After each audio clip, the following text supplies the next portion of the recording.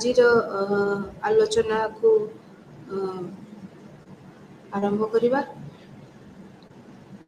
Last କ୍ଲାସ୍ରେ ଆମେ ବଟଲିଙ୍କର ଆଇଡିଆଲିଜିମ୍ ବିଷୟରେ ଆଲୋଚନା କରୁଥିଲେ, ଯେଉଁଥିରେ ଆମେ ଦେଖିଲୁ ଯେ ପ୍ରତ୍ୟୟ ଗୁଡ଼ିକର ସମାହାରକୁ ହିଁ ଆମେ ବସ୍ତୁ ବୋଲି କହିବା, ଯାହା ବକ୍ଲେ ମତ ଦେଇଛନ୍ତି। ତେଣୁ ପ୍ରତ୍ୟୟ ଗୁଡ଼ିକ ବ୍ୟତିରିକ୍ତ ଆଉ କୌଣସି ବସ୍ତୁ ସତ୍ତା ନାହିଁ ବୋଲି ସେ କହିଥିଲେ। ଏହି ଥିଓରିକୁ ବା ଏହି ମତକୁ ବକ୍ଲେଙ୍କର ଆଇଡିଆଲିଜିମ୍ ବୋଲି କୁହାଯାଏ। ବର୍ତ୍ତମାନ ଆମେ ଆଲୋଚନା କରିବା ଯେ ସେ କିପରି ଭାବରେ ଜଡ଼ଦ୍ରବ୍ୟବାଦ ଖଣ୍ଡନ କରିଥିଲେ। ଯେମିତି ଆମେ ପୂର୍ବ ଦାର୍ଶନିକମାନଙ୍କର ଦର୍ଶନରେ ଆଲୋଚନା କରିଥିଲେ ଯେ ସେମାନଙ୍କର ବିଭିନ୍ନ ମତ ଏହି ଜଡ଼ଦ୍ରବ୍ୟବାଦ ଉପରେ। ବର୍ତ୍ତମାନ ବକ୍ଲେଙ୍କ ମତରେ ସକଳ ପ୍ରତ୍ୟୟର ଆଶ୍ରୟ ଭୂମି ହେଉଛି ମନ। ତେଣୁ ଅଚେତନ ଜଡ଼ବସ୍ତୁ ଯଦି ଥାଏ, ଯଦି ସେଇଭଳିଆ ଜଡ଼ବସ୍ତୁ କଥା ଯୋଉଗୁଡ଼ା କି ଅଚେତନ, ସେହି ଅଚେତନ ଜଡ଼ବସ୍ତୁ ଯଦି ଥାଏ, ତେବେ ତାହା କେବେ ବି ପ୍ରତ୍ୟୟ ଗୁଡ଼ିକର ଆଶ୍ରୟ ହୋଇପାରିବ ନାହିଁ।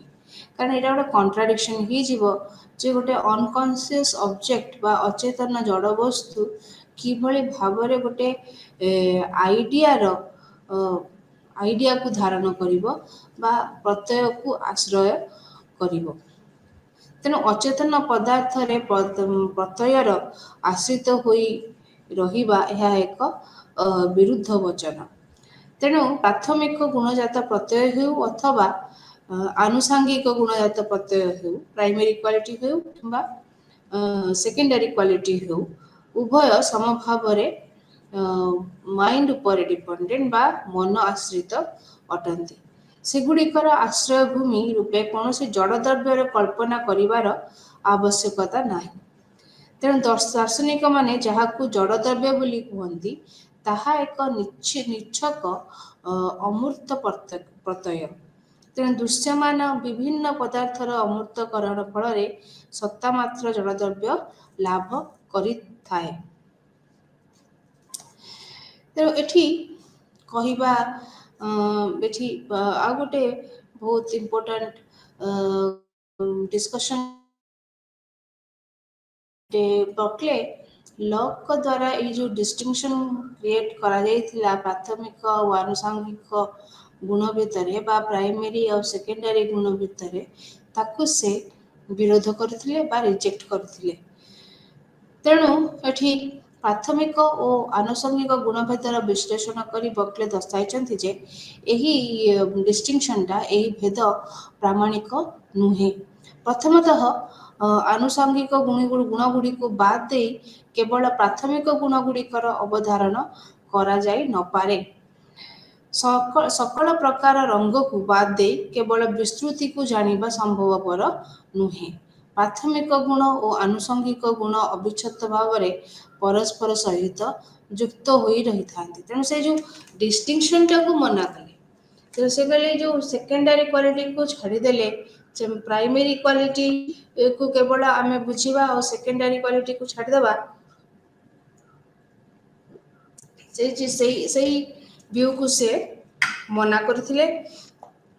ତେଣୁ ସେ ତାଙ୍କ ମତରେ ସେକେଣ୍ଡାରୀ କ୍ୱାଲିଟିକୁ ଛାଡ଼ି ଦେଇକି ଆମେ ପ୍ରାଇମେରୀ କ୍ୱାଲିଟିକୁ ବୁଝିପାରିବୁ ନାହିଁ। ତେଣୁ ପ୍ରାଥମିକ ଗୁଣ ଓ ଆନୁଷଙ୍ଗିକ ଗୁଣ ଅବିଚ୍ଛେଦ୍ୟ ଭାବରେ ପରସ୍ପର ସହିତ ଯୋଡ଼ି ହେଇକି ଯୁକ୍ତ ହୋଇକି ରହିଥାନ୍ତି। ତେଣୁ ସେକେଣ୍ଡଲି ଜ୍ଞାତାର ଅବସ୍ଥା ଓ ଅବସ୍ଥିତିର ତାରତମ୍ୟରୁ ଯେପରି ଆନୁଷଙ୍ଗିକ ଗୁଣଗୁଡ଼ିକର ତାରତମ୍ୟ ଘଟେ, ଠିକ୍ ସେହିପରି ପ୍ରାଥମିକ ଗୁଣଗୁଡ଼ିକର ମଧ୍ୟ ତାରତମ୍ୟ ଘଟିଥାଏ। ଯେମିତିକି ଫର୍ ଏକ୍ଜାମ୍ପଲ୍ ଶୀତୋଷ୍ଣ ଗୁଣ ଯେପରି ଆପେକ୍ଷିକ ଓ ବିଷୟ ସାପେକ୍ଷ, ବିସ୍ତୃତି, ଗତି ଆଦି ଗୁଣ ମଧ୍ୟ ସେହିପରି ବିଷୟ ସାପେକ୍ଷ। କ୍ଷୁଦ୍ର ଓ ବୃହତ୍ ଓ ଧୀର ଆଦି ପ୍ରତ୍ୟୟ ମଧ୍ୟ ବିଷୟ ସାପେକ୍ଷ। କାରଣ ସେଗୁଡ଼ିକ ସ୍ୱଭାବତଃ ଆପେକ୍ଷିକ ଓ ପରିବର୍ତ୍ତନୀୟ ଅଟନ୍ତି। ଯାହା ନିକଟକୁ ବୃହତ୍ ଓ କ୍ଷିପ୍ର ବୋଲି ଜଣାଯାଏ, ତାହା ଦୂରକୁ ଅପେକ୍ଷାକୃତ କ୍ଷୁଦ୍ର ଓ ମନ୍ଥର ବୋଲି ଜଣାପଡ଼େ। ତେଣୁ ଏଥିରୁ ଏହା ପ୍ରମାଣିତ ହେଉଛି ଯେ ବିସ୍ତୃତି ଓ ଗତି ଆଦି ତଥାକଥିତ ପ୍ରାଥମିକ ଗୁଣଗୁଡ଼ିକ ସ୍ୱଭାବତଃ ଆପେକ୍ଷିକ ଅଟନ୍ତି। ତେଣୁ ଆନୁଷଙ୍ଗିକ ଗୁଣଗୁଡ଼ିକ ପରି ତାହା ବିଷୟୀ ସାପେକ୍ଷ। ତ ଇଏ ଥିଲା ଏହି ସିଦ୍ଧାନ୍ତକୁ ବକ୍ଲେଙ୍କର ଇମ୍ମାଟେରିଆଲିଜିମ୍ ବା ମେଣ୍ଟାଲିଜିମ୍ ବୋଲି କୁହାଯାଏ। ତେଣୁ ଏଠାରେ ସକଳ ଗୁଣଗୁଡ଼ିକୁ ବିଷୟୀ ସାପେକ୍ଷ ବୋଲି ଘୋଷଣା କରି ବକ୍ଲେ ଜଡ଼ଦ୍ରବ୍ୟବାଦକୁ ସମୂଳ ଉଚ୍ଛେଦ କରିଛନ୍ତି ଏବଂ ପ୍ରତ୍ୟୟବାଦକୁ ଦୃଢ଼ ଭିତ୍ତିରେ ସ୍ଥାପିତ କରିଛନ୍ତି। ତାଙ୍କ ମତରେ ବହିସ୍ଥ ବସ୍ତୁ ସଂସ୍ଥା ଅଜ୍ଞାତ ଅଜ୍ଞ ଜଡ଼ଦ୍ରବ୍ୟରେ ଆଧାରିତ ନୁହେଁ, ତାହା ଦ୍ରଷ୍ଟା ବା ଜ୍ଞାତାର ମନରେ ଆଧାରିତ। ଏହି ଭିଉକୁ ଆମେ ମେଣ୍ଟାଲିଜିମ୍ କହୁଛୁ ବା ଇମ୍ମାଟେରିଆଲିଜିମ୍ କହୁଛୁ। ଏଇ ଯେଉଁ ୱାର୍ଡଟି ଅଛି ଅସ୍ତି, ତା ବିଷୟରେ ବକ୍ଲେଙ୍କର ମତ କ'ଣ ଥିଲା, ଯାହାକୁ ଆମେ କହୁଛୁ ଏକ୍ଜିଷ୍ଟେନ୍ସ ବୋଲି। ତେଣୁ ଜଡ଼ଦ୍ରବ୍ୟ ଖଣ୍ଡନ ପ୍ରସଙ୍ଗରେ ବକ୍ଲେ ଅଛି ଏହି ଶବ୍ଦର ଅର୍ଥ ସମୀକ୍ଷା ମଧ୍ୟ କରିଛନ୍ତି। ତେଣୁ କୋଉଭଳି ଭାବରେ ଏହି ଶବ୍ଦର ଅର୍ଥକୁ ଆମେ ବୁଝୁଛୁ, ସେଇଟା ଥିଲା ତାଙ୍କ ପାଇଁ ଗୋଟେ ବଡ଼ ପ୍ରଶ୍ନ। ତେଣୁ ସେ ପଚାରିଲେ ଯେ ଅଛି ବା ଅସ୍ତି ଶବ୍ଦକୁ ଆମେ ଯେତେବେଳେ କୌଣସି ଇନ୍ଦ୍ରିୟ ପ୍ରତ୍ୟକ୍ଷ ଲଭ୍ୟ ପଦାର୍ଥ ପ୍ରତି ପ୍ରୟୋଗ କରୁ, ତହିଁରୁ ଆମେ କ'ଣ ବୁଝୁ?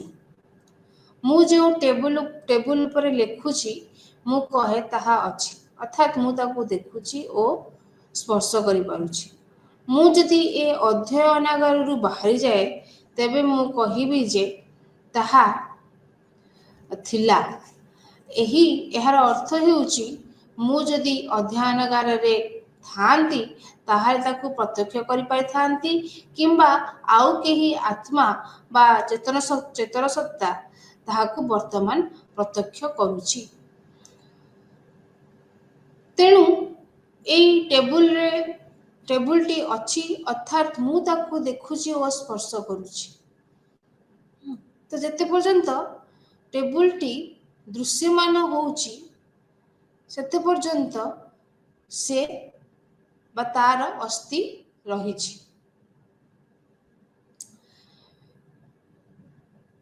ଅଛିର ଅର୍ଥ ହେଉଛି ପ୍ରତ୍ୟକ୍ଷ ଅନୁଭବ କରିବା ବା ଡାଇରେକ୍ଟ ପରସେପସନ୍, ଯାହାକୁ ଆମେ କହୁ। ତାହାର ଗନ୍ଧ ଅଛି, ଏହାର ଅର୍ଥ ମୁଁ ପ୍ରତ୍ୟକ୍ଷରେ ତାକୁ ଆଘ୍ରାଣ କରୁଛି। ରଙ୍ଗ ଓ ରୂପ ଅଛି, ଏହାର ଅର୍ଥ ମୁଁ ଚାକ୍ଷୁଷ ଦେଖୁଛି। ଶବ୍ଦ ଅଛି, ଏହାର ଅର୍ଥ ତାହା ମୁଁ ସାକ୍ଷାତ ଶୁଣୁଛି। ଏହା ବ୍ୟତୀତ ଅଛିର ଆଉ କ'ଣ ମିନିଂ ଥାଇପାରେ? କେହି ଯଦି କୁହେ ଯେ ମୁଁ ଦେଖୁଥିବା ଓ ସ୍ପର୍ଶ କରୁଥିବା ଟେବୁଲଠାରୁ ସେ ଟେବୁଲର ଅସ୍ତିତ୍ୱ ଭିନ୍ନ, ତେବେ ସେ ଅମୂର୍ତ୍ତ ପ୍ରତ୍ୟୟବାଦର ଶିକାର ହୋଇ ଲକ୍ଙ୍କ ପରି ଅଜ୍ଞାତ ଅଜ୍ଞେୟ ବସ୍ତୁ ସତ୍ତା ସ୍ୱୀକାର କରିବାକୁ ବାଧ୍ୟ ହେବ। ତେଣୁ ଏଠି ବକ୍ଲେ ଏହା ବି କହିଲେ ଯେ ଯିଏ ଏଇଭଳିଆ ମତକୁ ଆକ୍ସେପ୍ଟ କରୁଥିବ, ସେ ମଧ୍ୟ ମେଟାଫିଜିକାଲ ୱାର୍ଲଡ ଭିତରେ ରହିଯିବ। ତେଣୁ ଆମର ଯାବତୀୟ ବୈଜ୍ଞାନିକ ଜ୍ଞାନ ମାଧ୍ୟମରେ ଆମେ ଏହି ଦ୍ୱନ୍ଦ୍ୱ ଯଦି ସୃଷ୍ଟି କରିବା, ଯେ ମୁଁ ଯାହା ଦେଖୁଛି ତାହାର ଏକ ଲୁକ୍କାୟିତ ସ୍ୱରୂପ ଅଛି, ତାହେଲେ ଯାବତୀୟ ସାଇଣ୍ଟିଫିକ୍ ନଲେଜ ମଧ୍ୟ ଏହା ଜାଣିବାକୁ ଅସମର୍ଥ ବା ପର୍ଯ୍ୟାପ୍ତ ନୁହେଁ। ଫଳରେ କ'ଣ ହେବ? ସଂଶୟର ଅଭ୍ୟୁଦୟ ହେବ ଓ ମଣିଷର ଜ୍ଞାନ ଶକ୍ତି ପ୍ରତି ମଣିଷର ଅନାସ୍ଥା ଆସିଯିବ। ତେଣୁ ବ୍ରକ୍ଲେ ଦୃଢ଼ତାର ସହିତ ଘୋଷଣା କଲେ, ଏସ୍ ଏଷ୍ଟ ପର୍ସିପି ବା ଦୃଶ୍ୟତେ ଇତି ବର୍ତ୍ତତେ। ଏସ୍ ଏଷ୍ଟ ପର୍ସିପି ବା ଦୃଶ୍ୟତେ ଇତି ବର୍ତ୍ତତେ। ଅନ୍ୟ ଭାଷାରେ କହିଲେ ଦୃଶ୍ୟତ୍ୱଂ ଅସ୍ତିତ୍ୱଂ। ଅଛିର ଅର୍ଥ ହେଲା ଅନୁଭବ ହେବା, ଯାହା ଅନୁଭୂତ ହେଉଛି ତାହା ଅଛି, ଯାହା ଅନୁଭୂତ ହେଉଥିଲା ତାହା ଥିଲା, ଯାହା ଅନୁଭବ ହେବ ତାହା ଥିବ। ତେଣୁ ଓଭରଅଲ୍ କହିବାକୁ ଗଲେ ଯାହା ଅନୁଭୂତ ହେଉଛି ବା ଅଥବା ଅନୁଭୂତ ହୋଇପାରିବ ତାହା ହିଁ ଅଛି। ଯାହା ଅନୁଭୂତ ହେଉନାହିଁ କିମ୍ବା ଅନୁଭୂତ ହୋଇପାରିବାର ସମ୍ଭାବନା ନାହିଁ ତାହା ନାହିଁ। ଅତଏବ ଏହା ସିଦ୍ଧ ହେଲା ଯେ ଦୃଶ୍ୟତ୍ୱଂ ଅସ୍ତିତ୍ୱଂ। ଦୃଶ୍ୟ ହେଉଛି ଦୁଇବଧ। ଯାହା ସାକ୍ଷାତରେ ଦୃଶ୍ୟ ହେଉଛି ତାହା ହେଲା ଦୃଶ୍ୟ, ପୁଣି ଯାହା ଦୃଷ୍ଟ ହେବାର ସମ୍ଭାବନା ଅଛି ସିଏ ମଧ୍ୟ ଦୃଶ୍ୟ। ତେଣୁ ବ୍ରକ୍ଲେ କହିଲେ ଯେ ଚୈତନ୍ୟର ବହିସ୍ଥ ଥିବା ଅମୂଳିକ, ତେଣୁ ଚୈତନ୍ୟର ଅନ୍ତସ୍ଥ ବସ୍ତୁ ହେଉଛି ଆମର ପ୍ରତ୍ୟକ୍ଷ ବିଷୟ। ବ୍ରକ୍ଲେ କହିଛନ୍ତି ଯେ ଅସ୍ତିତ୍ୱ କେବଳ ଦୃଶ୍ୟତ୍ୱରେ ସୀମିତ ନୁହେଁ, ଦ୍ରଷ୍ଟାର ମଧ୍ୟ ଅସ୍ତିତ୍ୱ ରହିଛି। ବ୍ରକ୍ଲେଙ୍କ ଭାଷାରେ ଏସ୍ ଏଷ୍ଟ ପର୍ସିପେର୍ ପ୍ରତ୍ୟକ୍ଷୀକ୍ରିୟତେ ଇତି ବର୍ତ୍ତତେ। ଦେଖୁଛି ତେଣୁ ଅଛି। ଯେ ଅନୁଭବ କରୁଛି ସେ ଅଛି। ବ୍ରକ୍ଲେଙ୍କ ମତରେ ଚୈତନ୍ୟର ବିଷୟ ସକଳ ହେଉଛି ନିଷ୍କ୍ରିୟ, ତେଣୁ ପ୍ରତ୍ୟୟ ଗୁଡ଼ିକ ମଧ୍ୟ ନିଷ୍କ୍ରିୟ। ଦୃଶ୍ୟ ହେଉଛି ନିଷ୍କ୍ରିୟ ସତ୍ତା, କିନ୍ତୁ ଦ୍ରଷ୍ଟା ହେଉଛି ସକ୍ରିୟ ସତ୍ତା। ତେଣୁ ଦ୍ରଷ୍ଟାକୁ ଦୃଶ୍ୟ ଭାବରେ ଜାଣିବାର କୌଣସି ଉପାୟ ନାହିଁ। ଦ୍ରଷ୍ଟା ବିଷୟକ କୌଣସି ପ୍ରତ୍ୟୟ ଆମେ ଲାଭ କରିପାରିବା ନାହିଁ। ଯେଉଁମାନେ ଜ୍ଞାତାକୁ ଜ୍ଞେୟ ଭାବରେ ଜାଣିବାକୁ ଚେଷ୍ଟା କରନ୍ତି ସେମାନେ ଜ୍ଞାତାର ବିଭିନ୍ନ ଅବସ୍ଥାକୁ ମଧ୍ୟ ଜାଣିପାରନ୍ତି, କିନ୍ତୁ ଜ୍ଞାତାକୁ ଜାଣିପାରନ୍ତି ନାହିଁ। ତେଣୁ ମନ ହେଉଛି ତତ୍ ବିଷୟକ ସକଳ ପ୍ରତ୍ୟୟ ଠାରୁ ସମ୍ପୂର୍ଣ୍ଣ ଭିନ୍ନ। ବିଷୟୀ ନିଜର ବିଷୟ ହୋଇ ନପାରେ।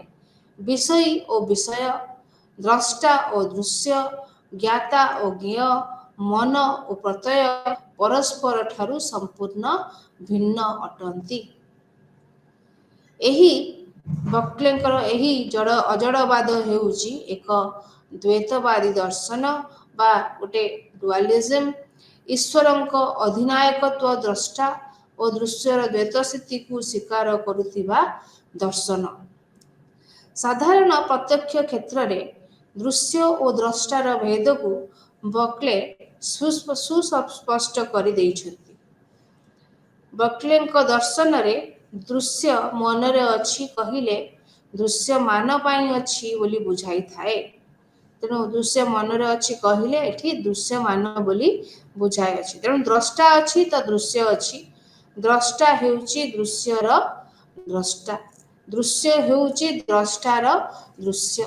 ତେଣୁ ଜ୍ଞାନ ମୀମାଂସା କ୍ଷେତ୍ରରେ ଦୃଶ୍ୟ ଓ ଦ୍ରଷ୍ଟା ସମ୍ପର୍କିତ ଭେଦକୁ ସ୍ୱୀକାର କରିବାକୁ ବ୍ରକ୍ଲେ ଚେଷ୍ଟା କରିଥିଲେ। ସକ୍ରିୟ ଦ୍ରଷ୍ଟାକୁ ବ୍ରକ୍ଲେ ମନ, ଆତ୍ମା, ଜୀବ ଓ ଅହଂ ବୋଲି ନାମିତ କରିଛନ୍ତି। ତେଣୁ ଅଛି ଶବ୍ଦର ଅର୍ଥ ନିରୂପଣ କରି ବ୍ରକ୍ଲେ ଘୋଷଣା କଲେ ଯେ ଅଛିର ଅର୍ଥ ଦୃଶ୍ୟ ହୋଇପାରେ ଅଥବା ଦ୍ରଷ୍ଟା ହୋଇପାରେ। ତେଣୁ ଦୃଶ୍ୟ ଓ ଦ୍ରଷ୍ଟା ଭେଦରେ ସତ୍ତା ଦ୍ୱିବିଧ।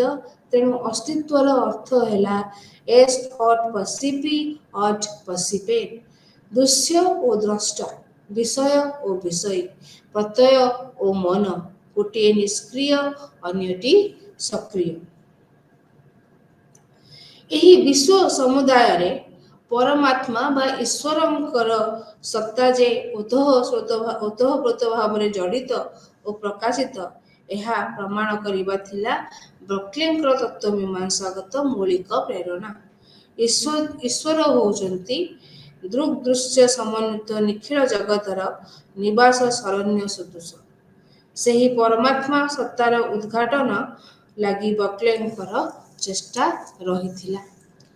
ତେଣୁ ବର୍କ୍ଲେ ଏଠାରେ କହିଲେ ଯେ ଦୃଶ୍ୟ ଆଉ ଦ୍ରଷ୍ଟା ଭେଦରେ ଅସ୍ତିତ୍ୱ ଦୁଇବିଧ। ଏତଦ୍ ଭିନ୍ନ ଅନ୍ୟ ପଦାର୍ଥର କୌଣସି ଅସ୍ତିତ୍ୱ ନାହିଁ। ଦୃଶ୍ୟ ହେଉଛି ନିଷ୍କ୍ରିୟ, ଦ୍ରଷ୍ଟା ହେଉଛି ସକ୍ରିୟ। ଦ୍ରଷ୍ଟା ହେଉଛି ଦୃଶ୍ୟର ଆଧାର। ବର୍କ୍ଲେ ଦୃଢ଼ତାର ସହିତ ଘୋଷଣା କରିଥିଲେ ଯେ ଦୃଶ୍ୟ କଦାଚ ଜଡ଼ସତ୍ତାଶ୍ରୟୀ ହୋଇପାରିବ ନାହିଁ। ଜଡ଼ ଦ୍ରବ୍ୟ ଆଶ୍ରିତ ବା ଆଧାରିତ ହୋଇ ରହିବା ଦୃଶ୍ୟ ପକ୍ଷରେ ଅସମ୍ଭବ। ଦୃଶ୍ୟର ଆଧାର ବା ଆଶ୍ରୟ ହେବା ପାଇଁ ଅଚେତନ ଜଡ଼ବସ୍ତୁର ଯୋଗ୍ୟତା ନଥିବାରୁ ଏହି କଳ୍ପନା ଅବାନ୍ତର ଅଟେ। ଦୃଶ୍ୟ କେବଳ ଦ୍ରଷ୍ଟାରେ ହିଁ ଆଧାରିତ ହୋଇପାରେ। ଦ୍ରଷ୍ଟା ବିନା ଦୃଶ୍ୟର କୌଣସି ସ୍ଥିତି ନାହିଁ। ଦୃଶ୍ୟ ଥିଲେ ଦ୍ରଷ୍ଟା ଅଛି। ବର୍କ୍ଲେ କହିଲେ ଦୃଶ୍ୟ ବିଷୟକ ଜ୍ଞାନଠାରୁ ଦ୍ରଷ୍ଟା ବିଷୟକ ଜ୍ଞାନ ପୃଥକ୍। ଯଥାର୍ଥ ଭାବପକ୍ଷରେ ପ୍ରତ୍ୟୟ ଜ୍ଞାନ ନାହିଁ, କିନ୍ତୁ ସ୍ୱାତ୍ମ ଧାରଣା ମଧ୍ୟ ଅଛି। ଦୃଶ୍ୟକୁ ଆମେ ପ୍ରତ୍ୟୟଗତ ଅନୁଭବରେ ଜାଣୁ, କିନ୍ତୁ ଦ୍ରଷ୍ଟା ନିଜକୁ ସ୍ୱାତ୍ମ ଧାରଣାଗତ ଅନୁଭବରେ ଜାଣେ।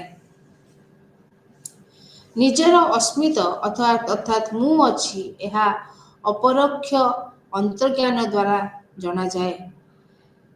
ବର୍କ୍ଲେ କୁହନ୍ତି ଦ୍ରଷ୍ଟା ହେଉଛି ଏକ ମାନସ ଦ୍ରବ୍ୟ। ତେଣୁ ମୋ ଅସ୍ତିତ୍ୱ ବିଷୟରେ ସ୍ୱାତ୍ମ ଧାରଣାତ୍ମକ ଜ୍ଞାନ ଅଛି। ମୁଁ ଅଛି, ଏହା ମୁଁ ଜାଣେ। ମୁଁ ଦ୍ରଷ୍ଟା, ମୁଁ ଜ୍ଞାତା, ମୁଁ ଅନୁମନ୍ତା, ମୁଁ ସକ୍ରିୟ, ମୁଁ କର୍ତ୍ତୀ।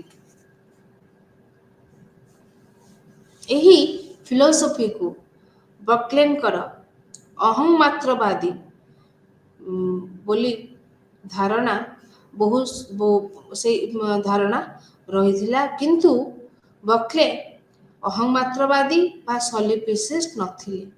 କିନ୍ତୁ ତାଙ୍କ ଦର୍ଶନରୁ ସେହି ସିଦ୍ଧାନ୍ତର ସମ୍ଭାବନା ଦେଖାଯାଇଥିଲା। ବର୍କ୍ଲେଙ୍କ ମତରେ ଆତ୍ମା ମାନେ ହେଉଛନ୍ତି ସ୍ୱଭାବତଃ ଅମର, କାରଣ ସେମାନେ ଅବିଭାଜ୍ୟ, ଅଶରୀରୀ, ଅବିସ୍ମୃତ, ତେଣୁ ଅବ୍ୟୟ ଓ ଅକ୍ଷୟ। ପ୍ରାକୃତିକ ଲୟ ବିଲୟ ଓ ଅବକ୍ଷୟ ଆତ୍ମାମାନଙ୍କୁ ସ୍ପର୍ଶ କରିପାରେ ନାହିଁ। ସକ୍ରିୟ, ଏକକ, ଅବିମିଶ୍ର, ଅଯୌଗିକ ଆତ୍ମାସତ୍ତାକୁ ପ୍ରକୃତି ଧର୍ଷଣ କରିପାରେ ନାହିଁ। ପ୍ରାକୃତିକ ନିୟମାଧୀନ ନ ହୋଇଥିବାରୁ ଆତ୍ମାସତ୍ତା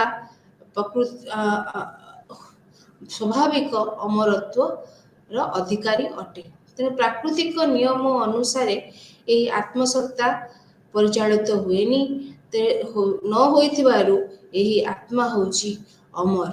ତେଣୁ ବର୍କ୍ଲେ ଏଠାରେ କ୍ଲିଅରଲି କହିଛନ୍ତି ଯେ ଆତ୍ମା ବିଷୟକ ବହୁ ଅବାନ୍ତର କଳ୍ପନା ଜଳ୍ପନାରେ ତତ୍ତ୍ୱମୀମାଂସା ଗ୍ରନ୍ଥମାନ ପରିପୂର୍ଣ୍ଣ।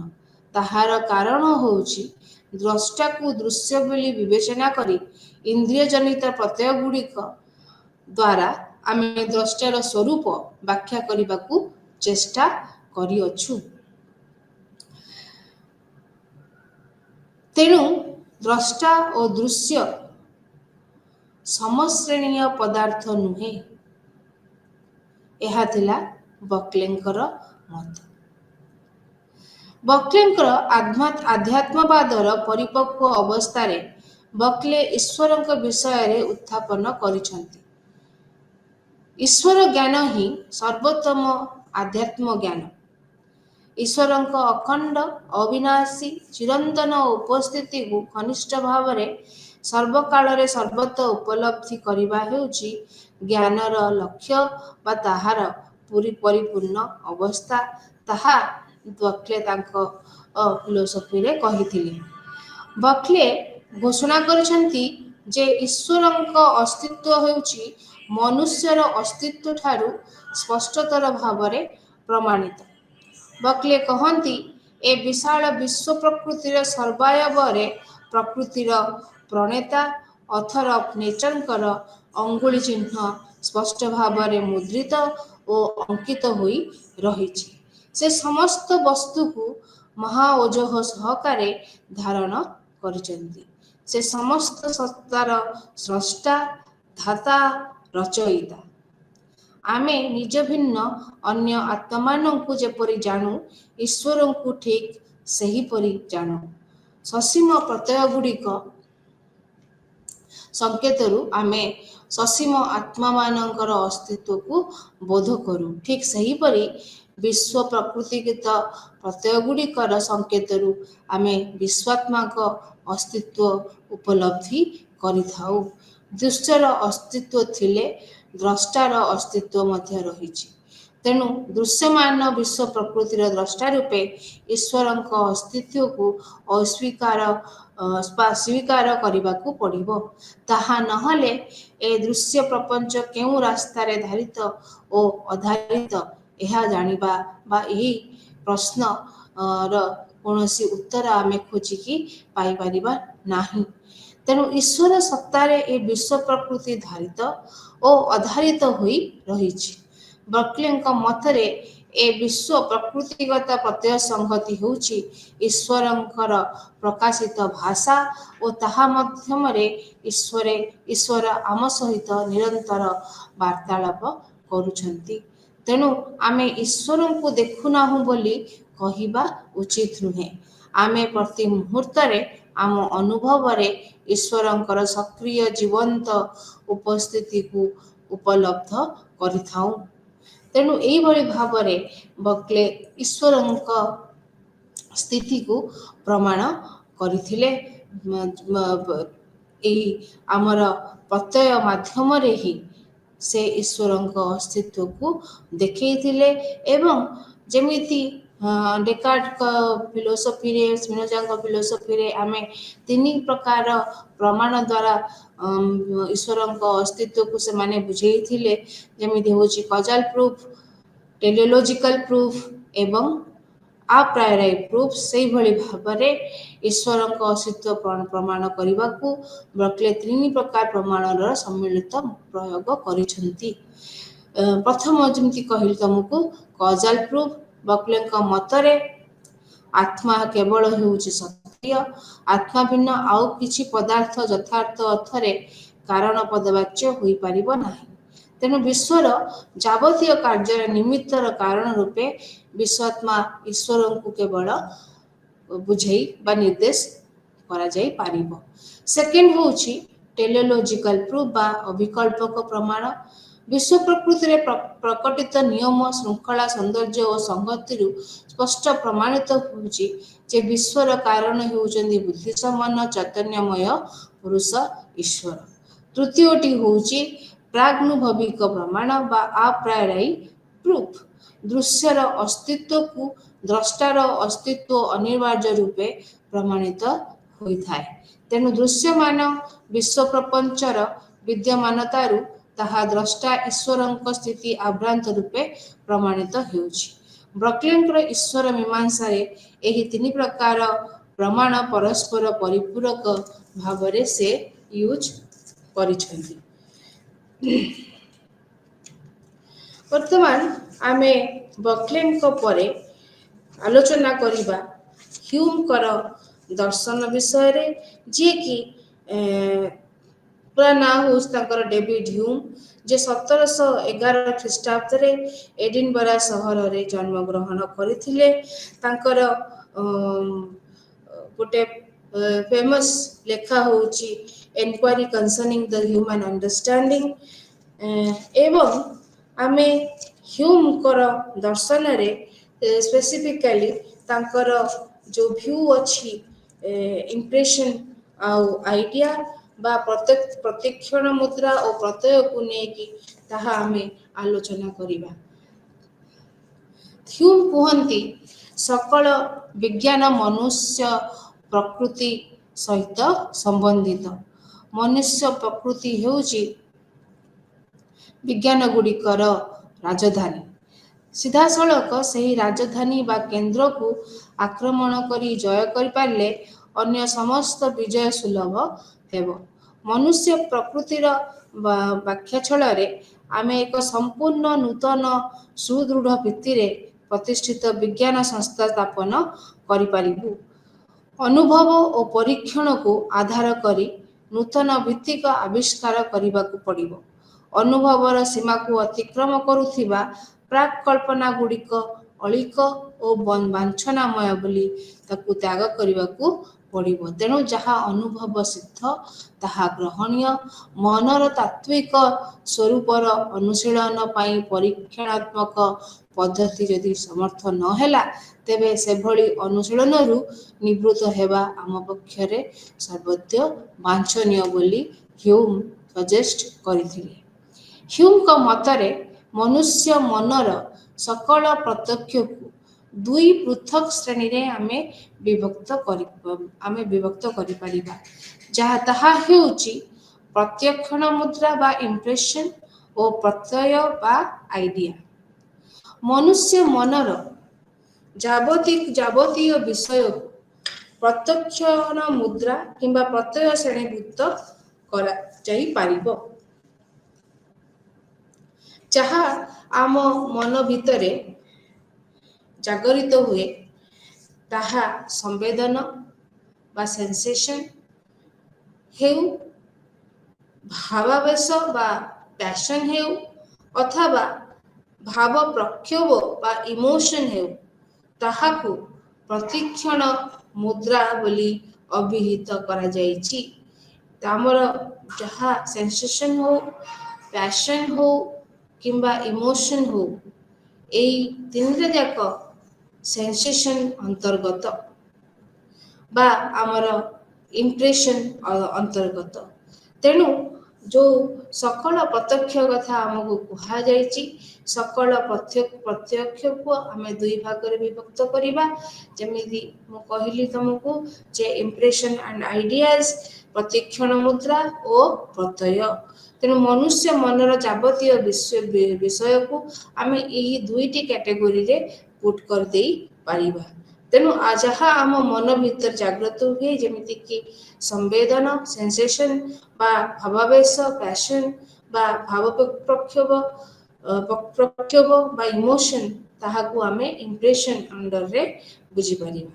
ତେଣୁ ପ୍ରତ୍ୟକ୍ଷଣ ମୁଦ୍ରା ହେଉଛି ପ୍ରତ୍ୟୟର ପୂର୍ବ ପ୍ରତ୍ୟକ୍ଷ ଏବଂ ଏହା ପ୍ରତ୍ୟୟ ଠାରୁ ଅଧିକ ବଳିଷ୍ଠ ଓ ତୀବ୍ର। ତେଣୁ ପ୍ରାୟ ଷ୍ଟେଜ୍ ଅଫ୍ ଆଇଡ଼ିଆ ହେଉଛି ଇମ୍ପ୍ରେସନ୍।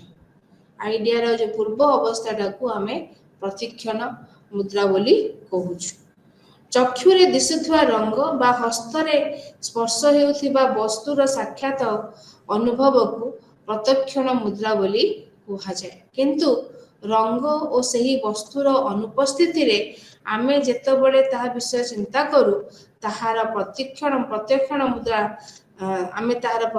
ମୁଦ୍ରା ଲାଭ କରିପାରୁନାହୁଁ, ମାତ୍ର ତାହାର ପ୍ରତ୍ୟୟକୁ ଲାଭ କରୁଛୁ। ତେଣୁ ହ୍ୟୁମ୍ କୁହନ୍ତି ଯେ ପ୍ରତ୍ୟେକ ପ୍ରତ୍ୟକ୍ଷଣ ମୁଦ୍ରାର ଅନୁରୂପ ପ୍ରତ୍ୟୟ ଅଛି ଏବଂ ପ୍ରତ୍ୟେକ ପ୍ରତ୍ୟୟର ମଧ୍ୟ ଅନୁରୂପ ପ୍ରତ୍ୟକ୍ଷଣ ମୁଦ୍ରା ଅଛି। ତେଣୁ ପ୍ରତ୍ୟକ୍ଷଣ ମୁଦ୍ରା ବା ଇମ୍ପ୍ରେସନ୍ ଓ ପ୍ରତ୍ୟୟ ବା ଆଇଡ଼ିଆ ହେଉଛି ସେମାନେ ପରସ୍ପର ସହିତ ଜଡ଼ିତ ବା ବିମ୍ବ ପ୍ରତିବିମ୍ବ ପରି ସେମାନେ ଜଡ଼ିତ। ଉଭୟଙ୍କ ମଧ୍ୟରେ ପାର୍ଥକ୍ୟ ଦେଖାଇ ହ୍ୟୁମ୍ କହିଛନ୍ତି ଯେ ପ୍ରତ୍ୟକ୍ଷଣ ମୁଦ୍ରା ହେଉଛି ପ୍ରତ୍ୟୟର ପୂର୍ବବର୍ତ୍ତୀ ଏବଂ ପ୍ରତ୍ୟୟ ହେଉଛି ପ୍ରତ୍ୟକ୍ଷଣ ମୁଦ୍ରାର ଅନୁବର୍ତ୍ତୀ। ପ୍ରତ୍ୟକ୍ଷଣ ମୁଦ୍ରା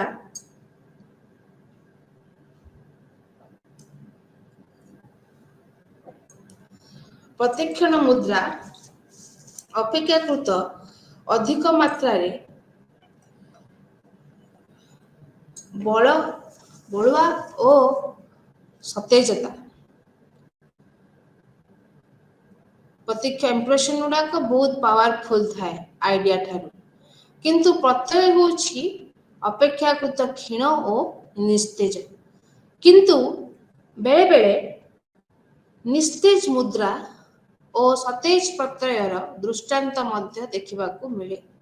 ନିସ୍ତେଜ ମୁଦ୍ରା ଓ ସତେଜ ପ୍ରତ୍ୟୟ ମାନେ ଏଠି ଇମ୍ପ୍ରେସନକୁ ସେ ଆକ୍ଟିଭ କହୁଛନ୍ତି, ଆଇଡିଆକୁ ପାସିଭ ବୋଲି କହୁଛନ୍ତି ବା ଇନଆକ୍ଟିଭ ବୋଲି କହୁଛନ୍ତି। କିନ୍ତୁ ବହୁ ଜାଗାରେ ଦେଖିବାକୁ ମିଳେ ଇମ୍ପ୍ରେସନ ଗୁଡାକ ଇନଆକ୍ଟିଭ ହେଇକି ଅଛି ଏବଂ ଆଇଡିଆ ଗୁଡାକ ଆକ୍ଟିଭ ହେଇକି ଅଛି।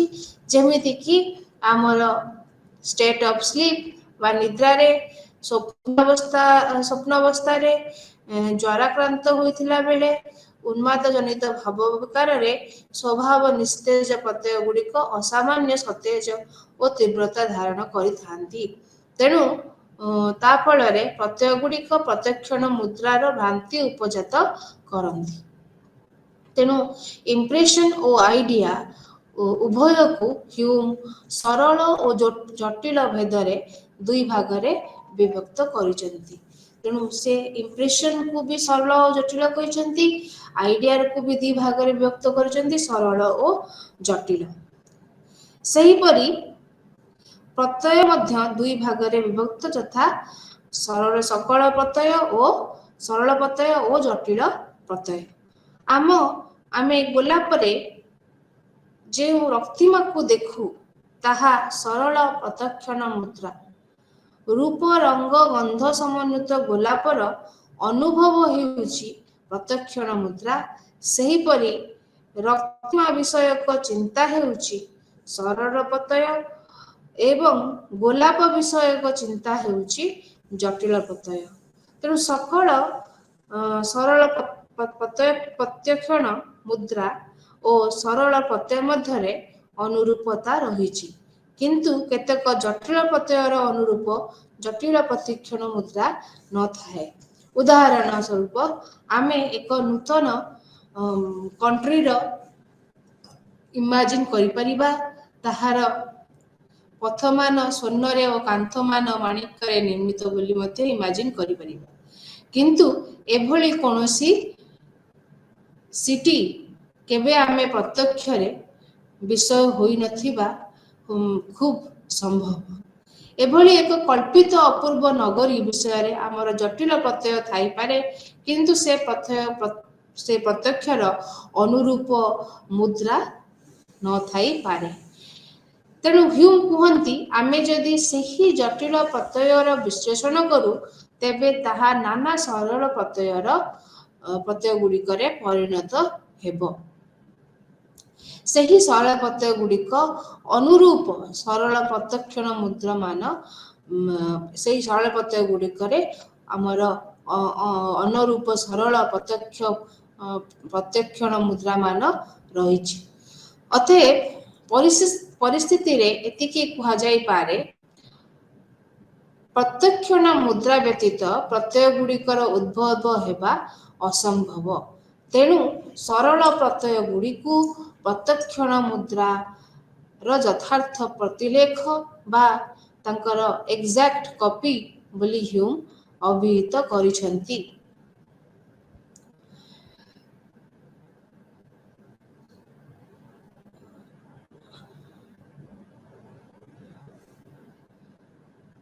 ପୁଣି ହ୍ୟୁମ ଏହି ସେନ୍ସେସନ ବା ପ୍ରତ୍ୟକ୍ଷଣ ମୁଦ୍ରା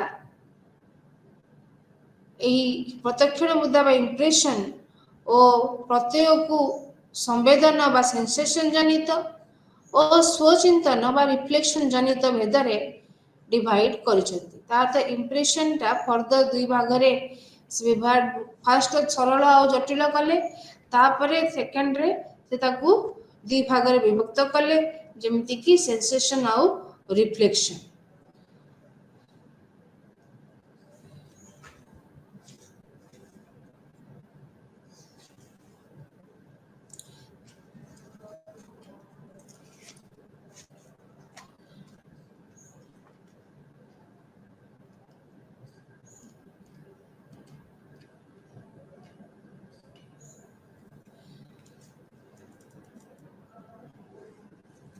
ତେଣୁ ଏଠାରେ ଆମେ ଦେଖିଲୁ ଯେ ସେ କୋଉଭଳି ଭାବରେ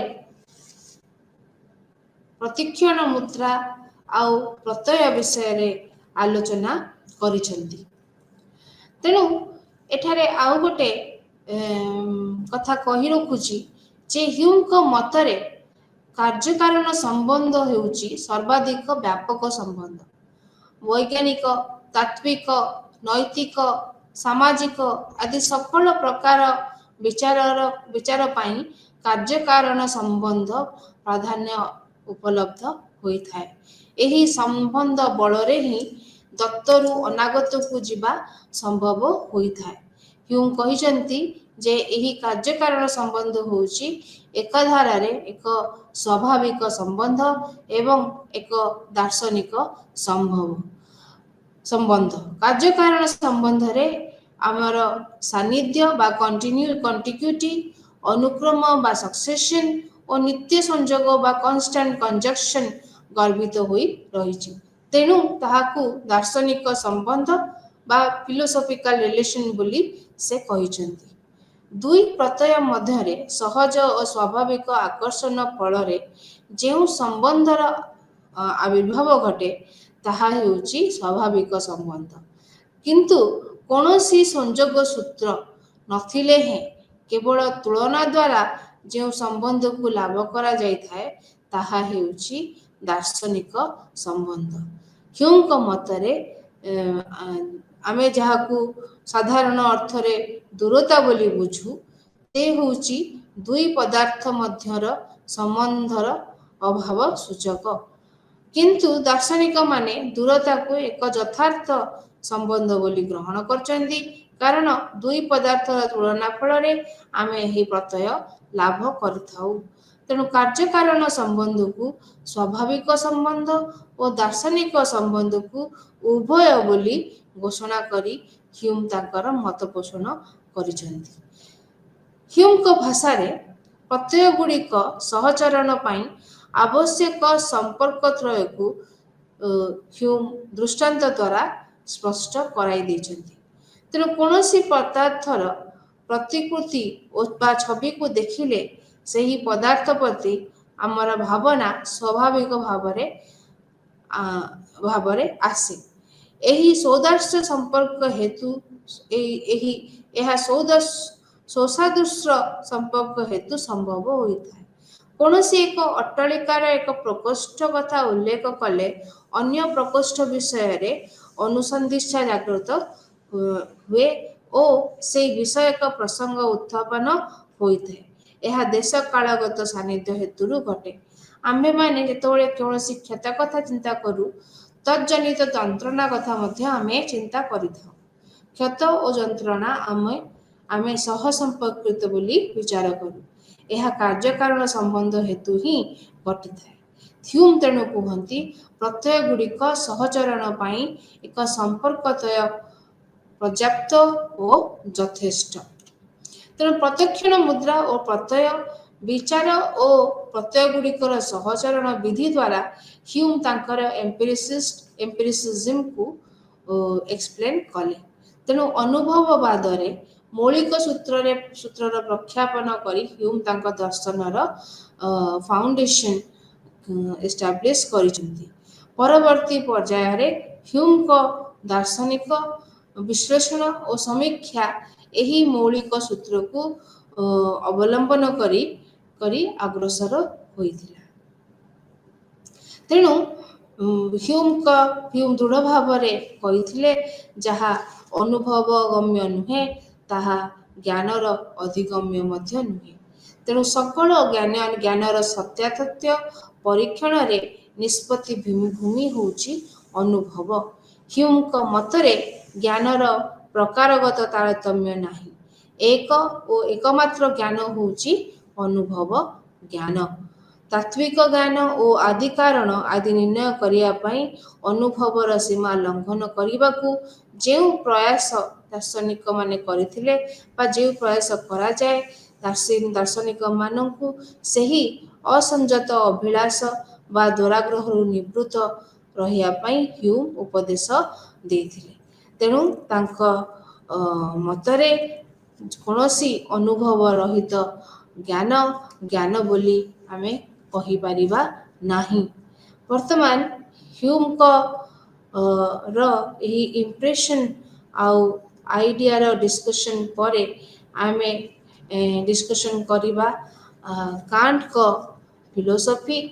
ଆଉ ଆଜି ମୁଁ ତମମାନଙ୍କୁ କାଣ୍ଟଙ୍କର ଏ ଯେଉଁ ସିନ୍ଥେଟିକ୍ ଆପ୍ରାୟର ଜଜମେଣ୍ଟର ପସିବିଲିଟି ବିଷୟରେ କହିବି। ତେଣୁ କାଣ୍ଟକୁ ଆମେ କାଣ୍ଟଙ୍କ ଫିଲୋସଫିଟା ଗୋଟେ ନୂଆ ଯୁଗ ଆରମ୍ଭ କରିଥିଲା ଏବଂ ତାଙ୍କର ଫେମସ୍ ବୁକ୍ସ ଗୁଡ଼ାକ ମଧ୍ୟରୁ କ୍ରିଟିକ୍ ଅଫ୍ ପ୍ୟୁର୍ ରିଜନ୍ ବା ଶୁଦ୍ଧ ତର୍କ ବୁଦ୍ଧି ସମୀକ୍ଷା, କ୍ରିଟିକ୍ ଅଫ୍ ପ୍ରାକ୍ଟିକାଲ ରିଜନ୍ ବ୍ୟବହାରିକ ତର୍କ ବୁଦ୍ଧି ସମୀକ୍ଷା, କ୍ରିଟିକ୍ ଅଫ୍ ଜଜମେଣ୍ଟ ବା ନିର୍ଣ୍ଣୟ ସମୀକ୍ଷା ହେଉଛି ଅନ୍ୟତମ। କାଣ୍ଟଙ୍କର ପ୍ରୋବ୍ଲେମ କ'ଣ ଥିଲା କାଣ୍ଟଙ୍କ ଫିଲୋସଫିରେ? କାଣ୍ଟ କହୁଥିଲେ ବା ତାଙ୍କ ପୁରା ନାଁ ହେଉଛି ଇମାନୁଏଲ କାଣ୍ଟ। ସେ କହୁଥିଲେ ଯେ ଏଥିରେ ସନ୍ଦେହର ଅବକାଶ ନାହିଁ ଯେ ଆମର ସକଳ ଜ୍ଞାନ ଅନୁଭବରେ ହିଁ ଆରମ୍ଭ ହୁଏ। କିନ୍ତୁ ଆମର ଜ୍ଞାନ ଅନୁଭବରେ ଆରମ୍ଭ ହୁଏ ବୋଲି ଏହା ଆମେ କହିପାରିବା ନାହିଁ ଯେ ଅନୁଭବରୁ ସେସବୁ ଉଦ୍ଭୂତ। ତା ଅର୍ଥ knowledge begins from experience but it is not sourced out of experience। ଯେଉଁ ମୁହୂର୍ତ୍ତରେ ପିଣ୍ଡରେ ପ୍ରାଣର ସଞ୍ଚାର ହୁଏ ସେହି ମୁହୂର୍ତ୍ତରୁ ପ୍ରାଣୀର ଅନୁଭବ ଆରମ୍ଭ ହୁଏ।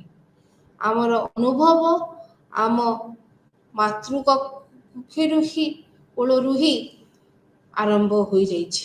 ତେଣୁ ଅନୁଭବର କାଳଗତ ପୂର୍ବବର୍ତ୍ତୀ କୌଣସି ଜ୍ଞାନ ଆମେ ଲାଭ କରିପାରୁ ନାହୁଁ। ଏହା ବୋଲି ଆମର ଯେ ଅନୁଭବ ନିରପେକ୍ଷ କୌଣସି ଜ୍ଞାନ ନାହିଁ ଏକଥା ଆମେ କହିପାରିବା ନାହିଁ। ତେଣୁ ସବୁ ଜ୍ଞାନ ଯେ ଅନୁଭବ ରହିତ ଜ୍ଞାନ ଏବଂ ଆମର କୌଣସି ଆପ୍ରାୟର ନଲେଜ ନାହିଁ ଏହାକୁ ଆମେ ଡିନାଏ କରିପାରିବୁ ନାହିଁ ବୋଲି କାଣ୍ଟ ମତ ପୋଷଣ କରିଥିଲେ। ତେଣୁ ଆମେ ଯାହାକୁ ପ୍ରତ୍ୟକ୍ଷ ଅନୁଭବ ବୋଲି କହୁଛୁ ତହିଁରେ ଅନୁଭବ ନିରପେକ୍ଷ ପ୍ରାଗ୍ନୁଭବିକ ବା ଯାହାକୁ ଆମେ ପ୍ରତ୍ୟକ୍ଷ ଅନୁଭବ ବୋଲି କହୁଛୁ ତହିଁରେ ଅନୁଭବ ହେଉଛି ନିରପେକ୍ଷ। ପ୍ରାଗ୍ନୁଭାବିକ ଏଲିମେଣ୍ଟ ଅଛି, ତାହା ଅଛି କି ନାହିଁ ତାହା ଆମେ ଡିସ୍କସନ୍ କରିବା। ଏହି ବିଶେଷ ବିଚାର ବିମର୍ଶ ଲାଗି କାଣ୍ଟଙ୍କର ସମୀକ୍ଷଣାତ୍ମକ ଦର୍ଶନ ଉଦ୍ଦିଷ୍ଟ ବା ତାଙ୍କର ଯେଉଁଟାକୁ କୁହାଯାଏ ଟ୍ରାନ୍ସେଣ୍ଡେଣ୍ଟାଲ ଫିଲୋସଫି। ଆମେ ଅନୁଭବରୁ କେତେ ମାତ୍ରାରେ ପ୍ରାଗ୍ନୁଭାବିକ ଭାଗ ନିହିତ ତାହା ନିର୍ଣ୍ଣୟ କରିବା ପାଇଁ କାଣ୍ଟ ଶୁଦ୍ଧି ତର୍କ ବୁଦ୍ଧି ସମୀକ୍ଷାର ପ୍ରସ୍ତାବନା ଦେଇଛନ୍ତି।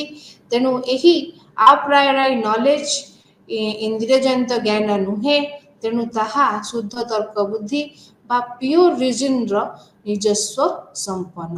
ତେଣୁ ଆପ୍ରାୟର ନଲେଜଟା ଆମର ଇନ୍ଦ୍ରିୟଜନିତ ଯେହେତୁ ନୁହେଁ ଏହାକୁ ଆମେ କେଉଁଠୁ ପାଉଛୁ ଏହା ହେଉଛି ବା ତାହା ହେଉଛି ଶୁଦ୍ଧ ତର୍କ ବୁଦ୍ଧିର ନିଜସ୍ୱ ସମ୍ପତ୍ତି ବା ପିଓର ରିଜନର ଗୋଟେ ଉତ୍ପତ୍ତି। ଶୁଦ୍ଧ ତର୍କ ବୁଦ୍ଧି ଅର୍ଥାତ୍ ଅନୁଭବ ନିରପେକ୍ଷ ତର୍କ ବୁଦ୍ଧିର ସମୀକ୍ଷା ଦ୍ୱାରା ଆମେ ଅନୁଭବରେ ନିହିତ ପ୍ରାଗ୍ନୁଭାବିକ ଭାଗକୁ ଆବିଷ୍କାର କରାଯାଇପାରିବ ଏବଂ ସେହି ପ୍ରାଗ୍ନୁଭବିକ ଜ୍ଞାନର ଉପକରଣ ମାନ ବ୍ୟାପ୍ତି ପରିସର ଓ ସୀମା ନିର୍ଦ୍ଧାରଣ କରାଯାଇପାରିବ। ଅତଏବ ଆ ପ୍ରାୟୋରୀ ନଲେଜର ପସିବିଲିଟି ଆଉ ଲିମିଟ ନିର୍ଣ୍ଣୟ ହିଁ ଶୁଦ୍ଧ ତର୍କ ବୁଦ୍ଧିର ସମୀକ୍ଷାର ମୌଳିକ ସମସ୍ୟା। ତେଣୁ ଶୁଦ୍ଧ ତର୍କ ବୁଦ୍ଧି ସମୀକ୍ଷା ହେଉଛି ଅନୁଭବ ଅନପେକ୍ଷ ବା ଟ୍ରାନ୍ସେଣ୍ଡେଣ୍ଟାଲ ସମୀକ୍ଷା। ତେଣୁ ସମୀକ୍ଷଣାତ୍ମକ ଦର୍ଶନର ଅନ୍ୟ ନାମ ହେଉଛି ଅନୁଭବ ଅନପେକ୍ଷ ଦର୍ଶନ ବା ଟ୍ରାନ୍ସେଣ୍ଡେଣ୍ଟାଲ ଫିଲୋସଫି। କାଣ୍ଟ ଲକ୍ଷ୍ୟ କରିଥିଲେ ଯେ ଗଣିତରେ ଯେଉଁ ପ୍ରାୟୋଗିକ ସଫଳତା ତର୍କ ବୁଦ୍ଧିବାଦୀମାନଙ୍କୁ ଆଟ୍ରାକ୍ଟ କରିଥିଲା, ତାହା ଗଣିତର ବିଶ୍ଳେଷଣାତ୍ମକ ତର୍କବାକ୍ୟ ଦ୍ୱାରା ସମ୍ଭବ ହୋଇନଥିଲା। ଏହା ସତ୍ୟ ଯେ ବିଶ୍ଳେଷଣାତ୍ମକ ମାର୍ଗ ବା ବିଶ୍ଳେଷଣାତ୍ମକ ତର୍କ ବାକ୍ୟ ଗୁଡ଼ିକ ଆପ୍ରାୟୋରୀ ଅର୍ଥାତ୍ ଅନୁଭବ ସାପେକ୍ଷ ନୁହନ୍ତି। ସେଗୁଡ଼ିକ ଅନିବାର୍ଯ୍ୟ ଓ ସାର୍ବିକ ଭାବରେ ସତ୍ୟ, କିନ୍ତୁ ବସ୍ତୁ ଜଗତ ବିଷୟକ ଜ୍ଞାନ ଦେବାକୁ ସେମାନେ ଅସମର୍ଥ। ତର୍କ ବାକ୍ୟର ଉଦ୍ଦେଶ୍ୟ ବା ସବଜେକ୍ଟ ସମ୍ପ୍ରତ୍ୟୟରେ ସେତିକି ଅର୍ଥ ନିହିତ ବା କନସେପ୍ଟରେ ସେତିକି ଅର୍ଥ ନିହିତ, ଯେତିକି ଅର୍ଥକୁ ବିଧେୟରେ ବା ବିଧେୟରେ ପ୍ରକାଶ କରିବା ଏହି ତର୍କ ବାକ୍ୟ ଗୁଡ଼ିକ ପକ୍ଷରେ ସମ୍ଭବ। ତାହା ଅର୍ଥ କ'ଣ? ବସ୍ତୁ ଜଗତକ ବିଷୟ ଜ୍ଞାନ ଦେବାକୁ ସେମାନେ ସମର୍ଥ ବା ତର୍କ ବାକ୍ୟର ଉଦ୍ଦେଶ୍ୟ ହେଉଛି ସମ୍ପ୍ରତ୍ୟୟରେ ଯେତିକି ଅର୍ଥ ନିହିତ, ଯେତିକି ଅର୍ଥକୁ ବିଧେୟରେ ପ୍ରକାଶ କରିବା ଏ ତର୍କ ବାକ୍ୟ ଗୁଡ଼ିକର ପକ୍ଷରେ ସମ୍ଭବ। ତେଣୁ ଉଦ୍ଦେଶ୍ୟରେ କୌଣସି ନୂତନ ବିଧେୟକୁ ପ୍ରଯୁକ୍ତ କରିବା ଅଥବା ନୂତନ ଜ୍ଞାନ ଲାଭ କରିବା ବିଶ୍ଳେଷଣାତ୍ମକ ତର୍କ ବାକ୍ୟ ଦ୍ୱାରା ସାଧିତ ହୋଇପାରିବ ନାହିଁ। ତେଣୁ ଗଣିତର ପ୍ରାୟୋଗିକ ସଫଳତା ଲାଗି ଯେଉଁ ତର୍କ ବାକ୍ୟ ଗୁଡ଼ିକ ଦାୟୀ, ସେଗୁଡ଼ିକ ହେଉଛି ସଂଶ୍ଳେଷଣାତ୍ମକ ପ୍ରାଗ୍ନୁଭାବିକ ତର୍କ ବାକ୍ୟ। ଏହି ତର୍କ ବାକ୍ୟ ଗୁଡ଼ିକ ବିଶ୍ଳେଷଣାତ୍ମକ ପ୍ରାଗ୍ନୁଭାବ ତର୍କ ବାକ୍ୟ ପରି ସାର୍ବିକ, ଅନିବାର୍ଯ୍ୟ ଓ ଅନୁଭବ ନିରପେକ୍ଷ, ଅଥଚ ଅନୁଭବ ପରକ ସଂଶ୍ଳେଷଣାତ୍ମକ ବାକ୍ୟମାନଙ୍କର ପରି ବସ୍ତୁ ବିଷୟକ ନୂତନ ଜ୍ଞାନ ପ୍ରଦାନ କରିବାକୁ ସମର୍ଥ। କାଣ୍ଟଙ୍କର ଏହା ଓପିନିଅନ ଥିଲା ଯେ ତର୍କ ବାକ୍ୟ ଗୁଡ଼ିକୁ କେବଳ ଆମେ ବିଶ୍ଳେଷଣାତ୍ମକ ପ୍ରାଗ୍ନୁଭାବ ବା ଆନାଲିଟିକ ଆପ୍ରାୟୋରୀ ଓ ସଂଶ୍ଳେଷଣାତ୍ମକ ଅନୁଭବ ପରକ ବା ସିନ୍ଥେଟିକ ଆପୋଷ୍ଟେରିୟରି ଭେଦରେ ବିଭକ୍ତ କଲେ ଯଥେଷ୍ଟ ହେବ ନାହିଁ। ତୃତୀୟ ପ୍ରକାର ତର୍କ ବାକ୍ୟ ଗୁଡ଼ିକର ପ୍ରଚଳନ ଗଣିତ, ପ୍ରକୃତି ବିଜ୍ଞାନ ତଥା ତତ୍ତ୍ୱମୀମାଂସାରେ ଦେଖିବାକୁ ମିଳେ। ସେହି ତୃତୀୟ ପ୍ରକାର ତର୍କ ବାକ୍ୟ ଗୁଡ଼ିକର ସମ୍ଭାବନା ହେତୁରୁ ଗଣିତ ଓ ପ୍ରକୃତି ବିଜ୍ଞାନର ପ୍ରାୟୋଗିକ ସଫଳତା ସମ୍ଭବ ହେଉଛି। ତେଣୁ ସେ ତର୍କ ବାକ୍ୟ ହେଉଛି ସଂଶ୍ଳେଷଣାତ୍ମକ ପ୍ରାଗ୍ନୁଭାବିକ ତର୍କ ବାକ୍ୟ ବା ସିନ୍ଥେଟିକ ଆପ୍ରାୟୋରୀ ପ୍ରପୋଜିସନ।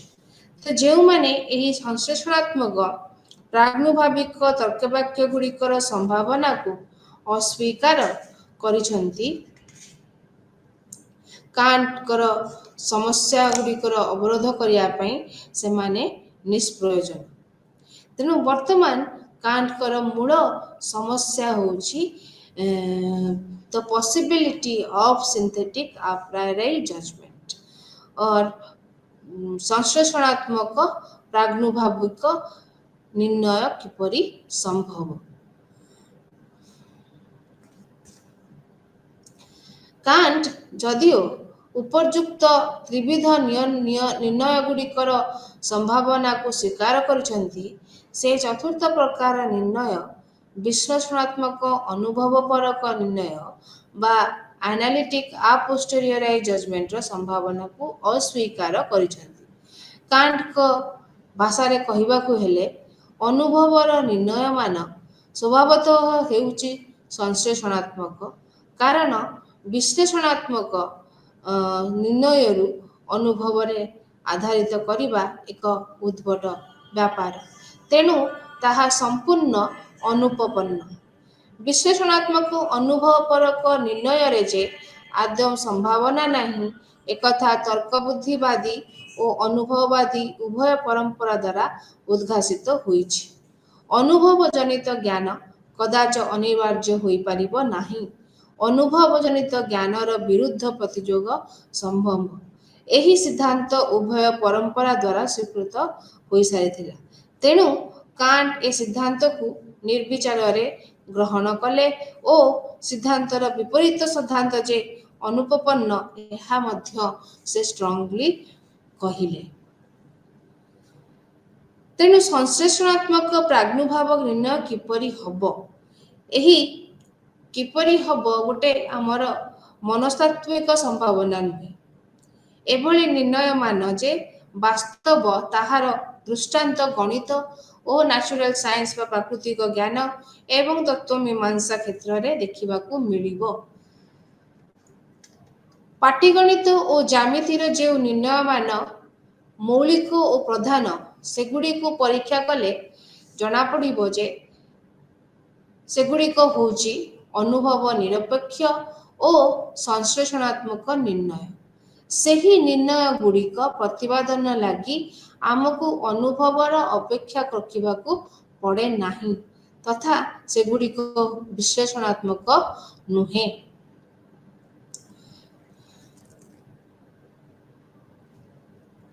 ସେଗୁଡ଼ିକର ବିଧେୟ ହେଉଛି ଉଦ୍ଦେଶ୍ୟଠାରୁ ଭିନ୍ନାର୍ଥକ ପଦ ଏବଂ ସେ ନିର୍ଣ୍ଣୟ ମଧ୍ୟ ବାସ୍ତବ ଜଗତ ବିଷୟରେ ସତ୍ୟ।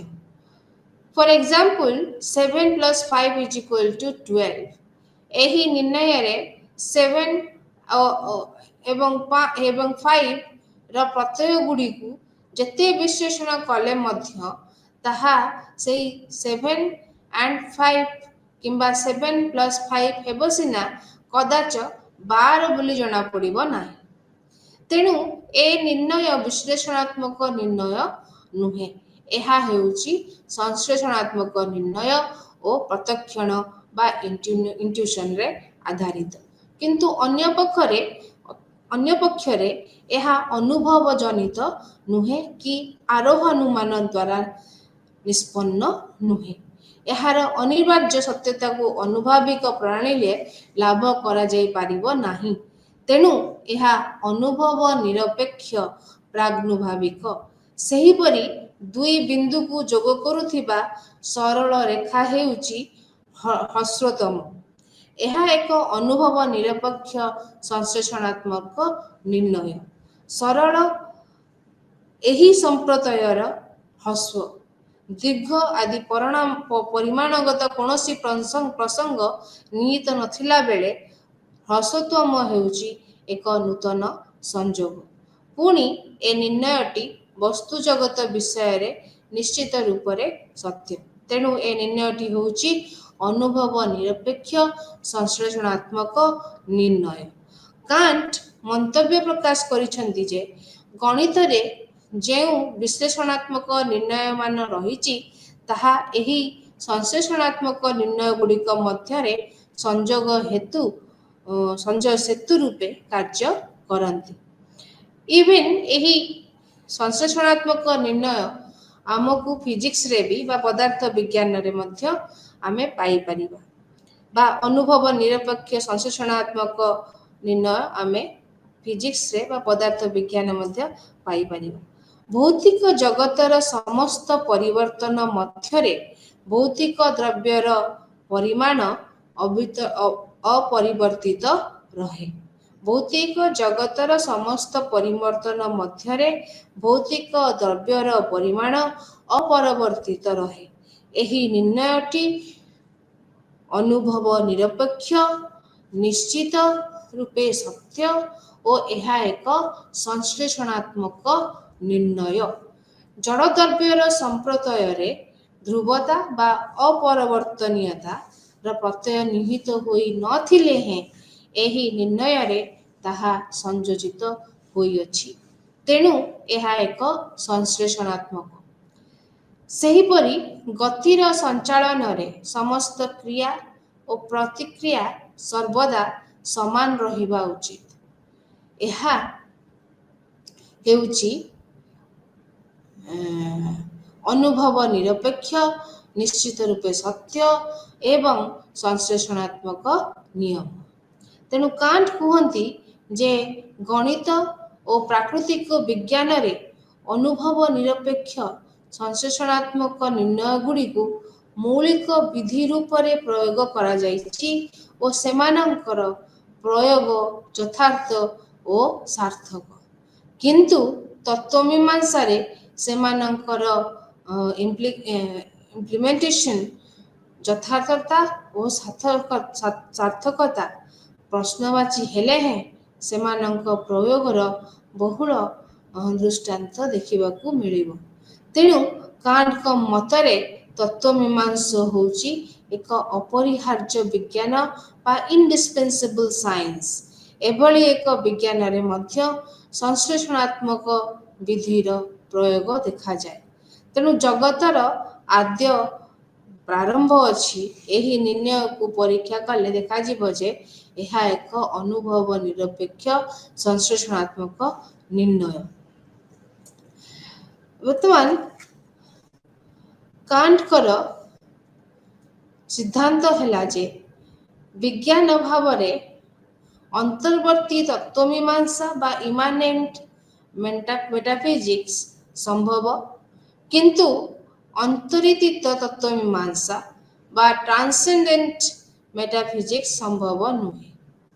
ଅନୁଭବଗତ ତତ୍ତ୍ୱମୀମାଂସା ବା ମେଟାଫିଜିକ୍ସ ଅଫ ଏକ୍ସପିରିଏନ୍ସର ସମ୍ଭାବନାକୁ କାଣ୍ଟ ସ୍ୱୀକାର କରିଛନ୍ତି, କିନ୍ତୁ ଅନୁଭବଗତ ତତ୍ତ୍ୱମୀମାଂସାକୁ ବା ଟ୍ରାନ୍ସେଣ୍ଡେଣ୍ଟ ମେଟାଫିଜିକ୍ସକୁ ଅସ୍ୱୀକାର କରିଛନ୍ତି। ତତ୍ତ୍ୱମୀମାଂସାର ଏହି ଦୁଇ ବିଧ ବିଭାଗ କରି କାଣ୍ଟ ଆଉ ଗୋଟେ ପ୍ରୋବ୍ଲେମର ସଲ୍ୟୁସନ ଦେଇଛନ୍ତି।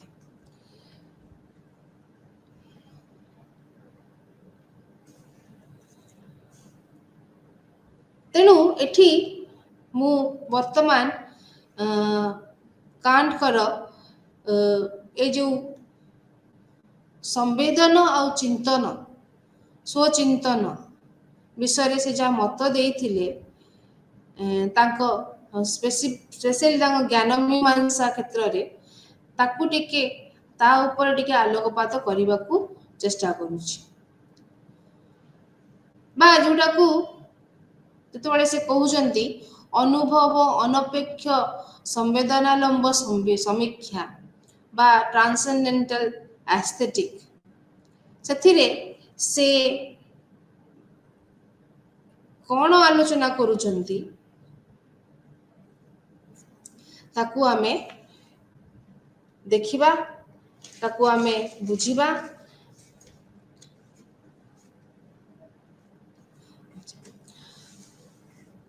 କାଣ୍ଟଙ୍କ ମତରେ ଦତ୍ତବସ୍ତୁ ସହିତ ଜ୍ଞାନର ଅପହରୋହ ସମ୍ବନ୍ଧ ପ୍ରତ୍ୟକ୍ଷଣ ଦ୍ୱାରା ପ୍ରତିଷ୍ଠିତ ହୁଏ। ପ୍ରତ୍ୟକ୍ଷଣ ମାନେ ଇଣ୍ଟ୍ୟୁସନ ଦ୍ୱାରା ପ୍ରତିଷ୍ଠିତ ହୁଏ।